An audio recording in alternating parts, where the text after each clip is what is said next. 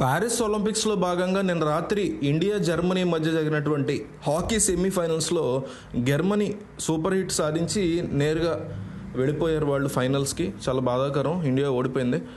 ఆట మొదటి నుంచి కూడా జర్మనీ మీద ఇండియా చాలా స్ట్రాంగ్గా ఆడింది. నిజానికి ఇండియన్ కుర్రాళ్ళందరూ ఏకదాటిగా జర్మనీ మీద దాడి చేశారని చెప్పుకోవచ్చు. గేమ్లో ఆట ఫస్ట్ తొలి క్వార్టర్ అంటాం కదా, ఆ టైంలో ఇండియాకు ఒక పెనాల్టీ కార్నర్ రూపంలో మంచి అవకాశాలు వచ్చాయి. అయితే 7th మినిట్లో ఒక పెనాల్టీ కార్నర్ని ఇండియా గోల్ మలచడంలో సక్సెస్ అయింది. నిజానికి ఎక్కువ పెనాల్టీ కార్నర్సే వచ్చినా కూడా ఫస్ట్ క్వార్టర్లో మనోళ్ళు సరిగ్గా గోల్ చేయలేకపోయారు. ఒకే ఒక్క పెనాల్టీ కార్నర్ సాధించగలిగారు. దాంతో హాఫ్ టైం అయ్యేసరికి ఇండియా 1, జర్మనీ 0 అనేటువంటి స్కోర్ ఉంది. అంటే 1-0 స్కోర్ ఉంది ఇండియా లీడ్లో. ఇక సెకండ్ క్వార్టర్ ప్రారంభమైన తర్వాత జర్మనీ 18th మినిట్లో వచ్చినటువంటి పెనాల్టీ కార్నర్ని గోల్గా సక్సెస్ఫుల్గా చేసుకోగలిగారు. దాంతో 1-1 కింద స్కోరు సమానమైంది. అయితే సెకండ్ క్వార్టర్లో కూడా ఇండియా చాలా జోరుగానే ఆడింది. ఎక్కడ డిఫెండ్ తీసుకుండా చాలా అటాకింగ్గానే ఆడింది. జర్మనీ ఆటగాళ్ళు కూడా చాలా ఇబ్బంది పడ్డారు ఇండియా యొక్క అటాకింగ్ ప్లే చూసి. రెండో క్వార్టర్ ముగిసేందుకు కరెక్ట్గా 7 minutes ఉన్నాయి అనుకున్నటువంటి టైంలో బంగారం లాంటి ఛాన్స్ వచ్చింది ఇండియాకి, అది మిస్ అయిపోయింది. లలిత్ అనేటువంటి ఒక టాప్ ప్లేయర్ దగ్గరికి బాల్ వస్తే దాన్ని గోల్ వేసేస్తున్నాడు మనోడు ఆల్మోస్ట్ అనుకున్నాం, కానీ జస్ట్ మిస్ అయిపోయి అది అవతల పడిపోయింది. సెకండ్ క్వార్టర్ చివరిలో ఇక 27వ నిమిషం కదా, ఆ నిమిషానికి వచ్చేసరికి జర్మనీకి పెనాల్టీ కార్నర్ వచ్చింది. దాన్ని శ్రీజేష్ చాలా సక్సెస్ఫుల్గా అడ్డుకున్నాడు. అదే టైంలో జర్మనీ రివ్యూకి వెళ్ళింది. అంటే అతను సక్సెస్ఫుల్గానే అడ్డుకున్నాడు దాన్ని, కానీ జర్మనీ మళ్ళీ దాని మీద రివ్యూకి వెళ్ళడంతో దాని మీద మళ్ళీ పెనాల్టీ స్ట్రోక్ ఇచ్చారు. నిజానికి ఇట్లా ఇవ్వకూడదు అనేటువంటి మాట బాగా వైరల్ అవుతుంది. జర్మనీ దాన్ని సక్సెస్ఫుల్గా కంప్లీట్ చేసుకుని 2-1తో లీడ్లోకి వచ్చింది. ఫస్ట్ హాఫ్ ప్రారంభమైన కొద్దిసేపటికే భారత్కి పెనాల్టీ కార్నర్ లభించింది. అయితే దాన్ని సద్వినియోగం చేసుకోలేకపోయింది. మళ్ళీ పెనాల్టీ కార్నర్ లభించింది. దీన్ని జర్మనీ గోల్ కీపర్ అద్భుతంగా అడ్డుకున్నాడు. ఇక ఇండియన్ ప్లేయర్స్ చాలా డిసప్పాయింట్ అయిపోయి ఆడుతూ వచ్చారు. మళ్ళీ పెనాల్టీ కార్నర్ దొరికింది ఇండియాకి.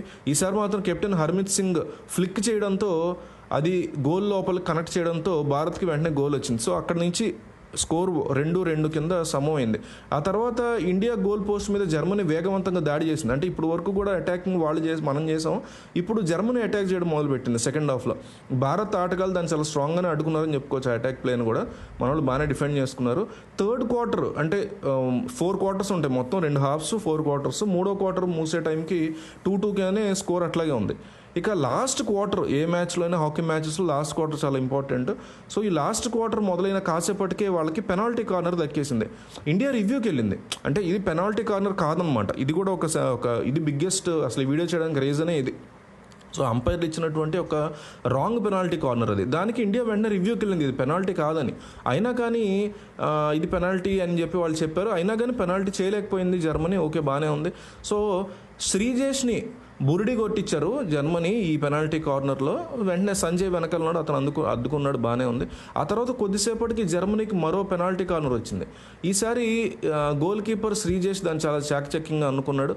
కరెక్ట్గా ఆట 6 నిమిషాల్లో ముగుస్తుంది అనగా ఒక జర్మన్ ఆటగాడు వెంటనే గోల్ కొట్టాడు. దాంతో గట్టిగా జర్మనీ 3-2తో ముందుకెళ్ళిపోయింది. ఇక లాస్ట్ మినిట్లో భారత్ దాడులు చేసిన ఫలితం లేదు. దీంతో ఇండియా ఓడిపోయినటువంటి పరిస్థితి. జర్మనీ ఫైనల్స్లో దూసుకెళ్ళిపోయింది.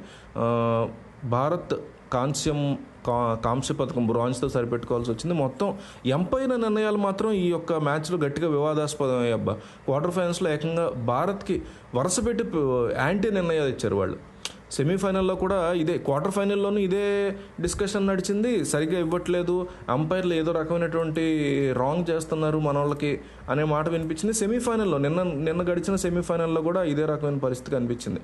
సో 12 పెనాల్టీ కార్నర్లు భారత్కి వస్తే అందులో 2 మాత్రమే మన వాళ్ళు కూడా యూజ్ చేసుకోవడం, మన వాళ్ళ ఫెయిల్యూర్ కూడా కనిపిస్తుంది. ఓవరాల్గా చాలా బ్యాడ్, వెరీ డిసప్పాయింటింగ్ మ్యాచ్. చాలా కష్టపడ్డారు. ఫస్ట్ హాఫ్ అంతా అటాకింగ్ ఆడారు, సెకండ్ హాఫ్ డిఫెండ్ చేసినా కూడా కొన్ని ఎంపైర్ల డెసిషన్స్ వల్లే మనం మిస్ అయిపోయాం గోల్డ్ అనుకోవచ్చు. అట్లీస్ట్ ఫైనల్కి వెళ్తే సిల్వర్ కన్ఫర్మ్ అయ్యేది. గోల్డ్ చాలా ఛాన్స్ ఉందని నేనైతే ఎక్స్పెక్ట్ చేశాను.